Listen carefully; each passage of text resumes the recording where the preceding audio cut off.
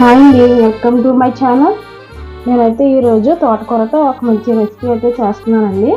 రొటీన్గా చేసుకునే ఫ్రై కాకుండా పప్పు కూడా వేసి వండుతారు కదండి, అలా కాకుండా శనగపప్పుతో ఒక డిఫరెంట్గా తోటకూర కర్రీ అయితే చేస్తున్నానండి.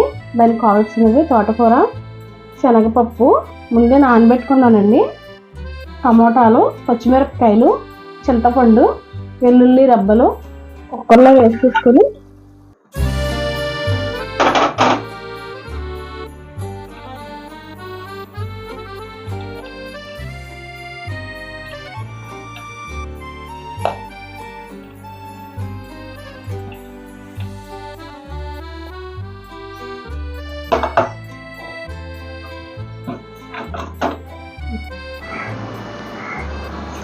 ఉల్లిపాయలు అయితే ఇలాగా కొంచెం నలగొట్టుకోవాలండి, బాగా మెత్తగా చేసేసుకోకూడదు.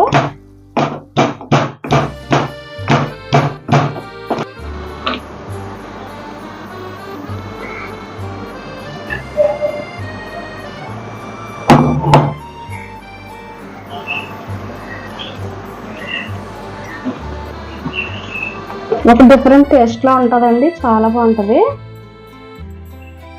చింతపండు మాత్రం కుక్కర్ విజిల్స్ చేసిన తర్వాత వేసుకోవాలండి, రసం తీసి ముందే వేయకూడదు.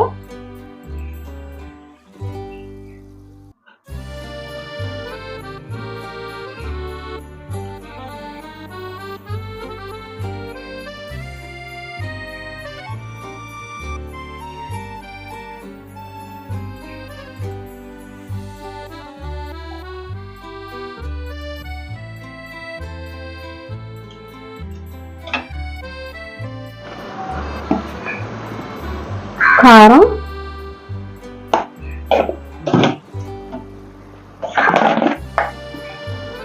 పసుపండి,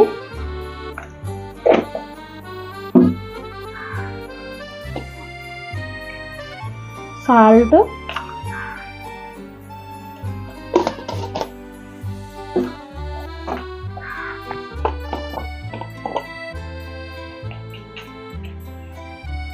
కొద్దిగా జీలకర్ర, ఇంతేనండి. కుక్కర్ అయితే పెట్టేస్తున్నానండి పొయ్యి మీద. చింతపండు అయితేనండి కుక్కర్ విజిల్ వేసిన తర్వాత వేయాలండి, కుక్కర్లో వేయకూడదు. కుక్కర్లో వేస్తే పప్పు ఉడకదనమాట.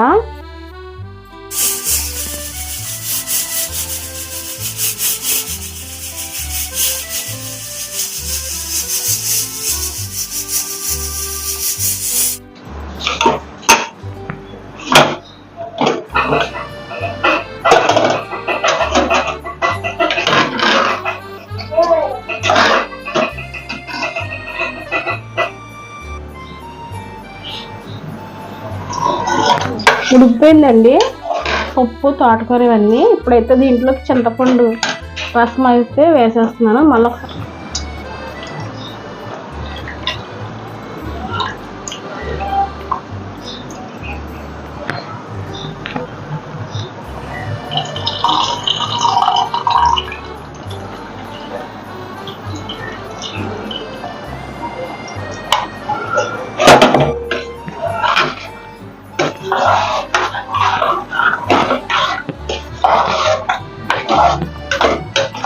ఇది కొంచెం సేపు ఉడకనిచ్చి తాలింపు పెట్టుకోవాలండి, ఎందుకంటే మనం పులుపు ఇప్పుడే వేసాం కదా, కాసేపు ఉడకనివ్వాలండి.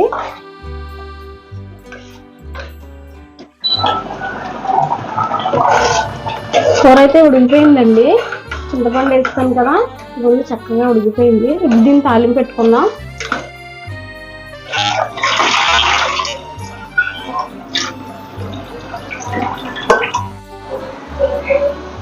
తాలింపులండి, ఎండుమిరపకాయలు, వెల్లుల్లిపాయలు, ఆవాలు, జీలకర్ర, కరివేపాకు.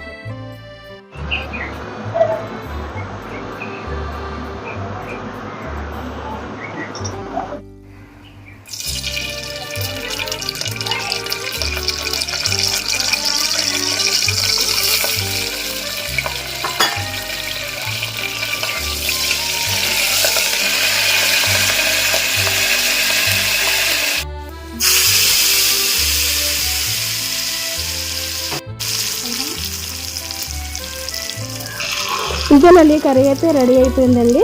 మీకు నచ్చినట్లయితే లైక్ చేయండి, షేర్ చేయండి, సబ్స్క్రైబ్ చేయండి. Thank you.